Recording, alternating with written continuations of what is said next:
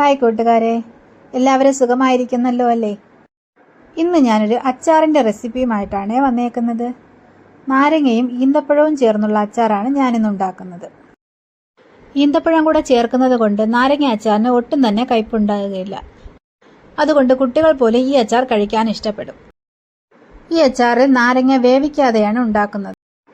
ഈ അച്ചാറിനായി നാരങ്ങ അരിയുന്ന രീതി ഒന്ന് കണ്ടു നോക്കിയാലോ? ആദ്യം തന്നെ നാരങ്ങയുടെ മുകൾ ഭാഗവും താഴ്ഭാഗവും കട്ട് ചെയ്ത് കളയണം. അതിനുശേഷം നാരങ്ങ കീറി ഉള്ളിലുള്ള സീഡും മാറ്റി സെന്ററിലായി കാണുന്ന വെളുത്ത ഭാഗവും എടുത്തു കളയണം. നാരങ്ങ അരിയുന്നതിന് മുൻപായി ഒരു കാര്യം പ്രത്യേകം ശ്രദ്ധിക്കണം. നന്നായി കഴുകിയ നാരങ്ങ ഒട്ടും തന്നെ വെള്ള ഈർപ്പം പാടില്ല. നന്നായി തുടച്ചെടുത്ത ശേഷം വേണം ഇതിനെ മുറിച്ചെടുക്കാൻ. ഒരു നാരങ്ങയെ 6 കഷ്ണങ്ങളായിട്ട് മുറിച്ചെടുക്കണം. കട്ട് ചെയ്യേണ്ട രീതി എല്ലാവർക്കും മനസ്സിലായി കാണുമല്ലോ. എന്നാൽ പിന്നെ ഞാൻ എല്ലാ നാരങ്ങയും കട്ട് ചെയ്തുകൊണ്ട് വരാമേ. ബിരിയാണിയുടെ കൂടെ സർവ് ചെയ്യാനൊക്കെ ഈ അച്ചാർ മിക്കവാറും ഉണ്ടാക്കുന്നുണ്ടായിരിക്കും. എങ്കിലും ഇതുപോലെ നിങ്ങൾ ഉണ്ടാക്കിയിട്ടില്ല എങ്കിൽ ഒന്ന് ട്രൈ ചെയ്ത് നോക്കണേ. ഞാനിടുന്ന വീഡിയോസ് നിങ്ങൾക്ക് ഇഷ്ടമാവുകയാണെങ്കിൽ ഒന്ന് സപ്പോർട്ട് ചെയ്തേക്കണേ. ലൈക്കും കമൻറ്റും ഷെയറും തരാൻ മടി കാണിക്കല്ലേ. സബ്സ്ക്രൈബ് ചെയ്യാതെ വീഡിയോസ് കാണുന്നവർ ഒന്ന് സബ്സ്ക്രൈബ് ചെയ്തേക്കണേ. നാരങ്ങയുടെ സീസൺ ആകുമ്പോൾ കുറച്ച് വാങ്ങിയിട്ട് ഗ്ലാസ് ബോട്ടിലിലോ ഭരണിയിലോ ഇതുപോലെ കട്ട് ചെയ്ത് കുറച്ച് ഉപ്പും ചേർത്തിട്ട് കഴിഞ്ഞാൽ ആവശ്യാനുസരണം നമുക്കെടുത്ത് അച്ചാറുണ്ടാക്കാവുന്നതാണ്. പ്ലാസ്റ്റിക് ബോട്ടിൽ ഇതിനു വേണ്ടി ഉപയോഗിക്കാതിരിക്കുന്നതാണ് നല്ലത്. നാരങ്ങ സൂക്ഷിക്കുന്നതിനായി കല്ലുപ്പാണ് നല്ലത്. കല്ലുപ്പില്ല എങ്കിൽ മാത്രം പൊടിയുപ്പ് ഉപയോഗിക്കുക. നാരങ്ങയെല്ലാം അരിഞ്ഞുകൊണ്ട് വന്നിട്ടുണ്ട്. കൂട്ടത്തിൽ ഞാൻ ഇവിടെ തന്നെ ഉണ്ടായ വെള്ള കാന്താരി കൂടെ ചേർക്കുന്നുണ്ട്. കഴുകി ഉണക്കിയെടുത്ത ഗ്ലാസ് ബോട്ടിലാണ് ഞാൻ ഈ നാരങ്ങ സൂക്ഷിക്കാനായി പോകുന്നത്.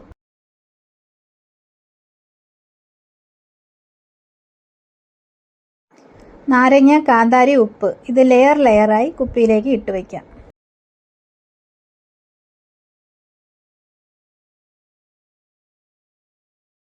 ഇത് മുഴുവനായും കുപ്പിയിലേക്ക് ആക്കിയ ശേഷം ഒന്ന് കുലുക്കി കൊടുക്കുക. ദിവസവും ഇതുപോലെ കുലുക്കി കൊടുക്കണം. 1 മാസത്തിന് ശേഷം എപ്പോൾ വേണമെങ്കിലും ഇതിനെ നമുക്ക് അച്ചാറാക്കാവുന്നതാണ്. ഇതുപോലെ ഞാൻ മുന്നേ തയ്യാറാക്കി വെച്ചിരുന്ന നാരങ്ങയിലാണ് ഇപ്പോൾ അച്ചാർ ഇടാൻ പോകുന്നത്.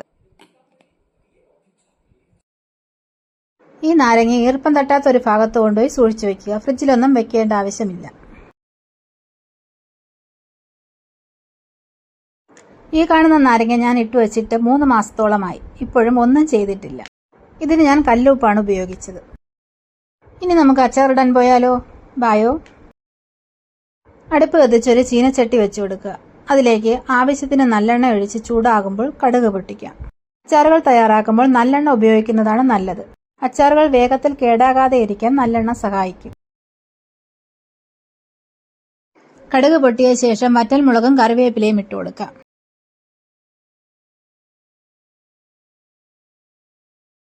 അതൊന്ന് മൂത്ത് തുടങ്ങുമ്പോൾ 1 കഷ്ണം ഇഞ്ചി നീളത്തിൽ കട്ട് ചെയ്തതും 2 തുടം വെളുത്തുള്ളി കട്ട് ചെയ്തതും ഇട്ട് കൊടുക്കാം. അതൊന്ന് വാടി തുടങ്ങുമ്പോൾ കട്ട് ചെയ്ത് വെച്ചിരിക്കുന്ന കാന്താരി കൂടെ ചേർത്ത് കൊടുക്കാം. ഇതെല്ലാം ചെറുതായി മൂത്ത് തുടങ്ങുമ്പോൾ നമുക്ക് പൊടികൾ ആഡ് ചെയ്ത് കൊടുക്കാം. അച്ചാർ തയ്യാറാക്കുമ്പോൾ പച്ചമുളകിന് പകരം കാന്താരി ഉപയോഗിക്കുന്നതാണ് കൂടുതൽ നല്ലത്.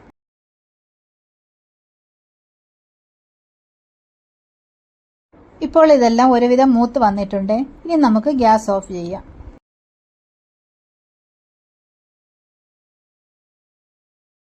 ഗ്യാസ് ഓഫ് ചെയ്ത ശേഷം ഇതെല്ലാം ഒരു സൈഡിലോട്ട് ഒതുക്കി വെച്ച ശേഷം പൊടികൾ ആഡ് ചെയ്ത് കൊടുക്കാം. 2½ ടീസ്പൂൺ എരിവുള്ള മുളക് പൊടി, 2 ടീസ്പൂൺ ചതച്ച എരിവില്ലാത്ത മുളക് പൊടി, മധുരം മുന്നിൽ നിൽക്കണം എന്നുള്ളവർക്ക് മുളക് പൊടിയുടെ അളവ് കുറയ്ക്കാവുന്നതാണ്. ഞാനിപ്പോൾ ചേർക്കുന്ന അളവാണെങ്കിൽ പാകത്തിനുള്ള എരിവേ ഉണ്ടാവൂ. 1/4 ടീസ്പൂൺ മഞ്ഞൾപ്പൊടി കൂടെ ചേർത്ത് ഒന്ന് ഇളക്കിയിട്ട് നമുക്ക് ഗ്യാസ് ഓൺ ചെയ്യാം. ഇനി പൊടികളുടെ പച്ചമണം മാറുന്നത് വരെ വഴറ്റി കൊടുക്കുക. പൊടികളുടെ പച്ചമണം മാറിയ ശേഷം കട്ട് ചെയ്ത് വെച്ചിരിക്കുന്ന ഈന്തപ്പഴം ചേർത്ത് കൊടുക്കാം. 20 നാരങ്ങയ്ക്ക് ഞാൻ 10 ഈന്തപ്പഴമാണ് ചേർത്തേക്കുന്നത്. 20 എണ്ണം വരെ ആകാം. കൂടുതൽ മധുരം ഇഷ്ടമുള്ളവർക്ക് 20 എണ്ണം ചേർക്കാവുന്നതാണ്. ഇതിലേക്ക് ഇനി 1/4 ടീസ്പൂൺ ഉലുവപ്പൊടിയും 1/4 ടീസ്പൂൺ കായപ്പൊടിയും കൂടെ ചേർത്ത് നന്നായി മിക്സ് ചെയ്തെടുക്കുക. ഇനി 1/4 കപ്പ് വിനെഗർ കൂടെ ഒഴിച്ചു കൊടുക്കാം. ഞാനിവിടെ 1 ടേബിൾ സ്പൂൺ വിനെഗറാണ് ഉപയോഗിക്കുന്നത്.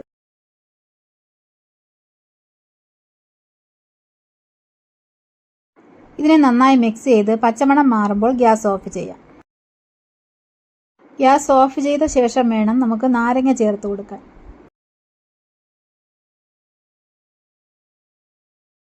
നാരങ്ങ ചേർത്ത് നമ്മുടെ അരപ്പുമായി നന്നായി യോജിപ്പിച്ചെടുത്തു കഴിഞ്ഞാൽ നമ്മുടെ അച്ചാർ റെഡിയായി. തണുത്ത ശേഷം ഇതിനെ ഗ്ലാസ് ബോട്ടിലിൽ തന്നെ ആക്കി വയ്ക്കുക. 2 ദിവസത്തിന് ശേഷം ഇത് ഉപയോഗിച്ചാൽ നന്നായിരിക്കും. Thank you for watching.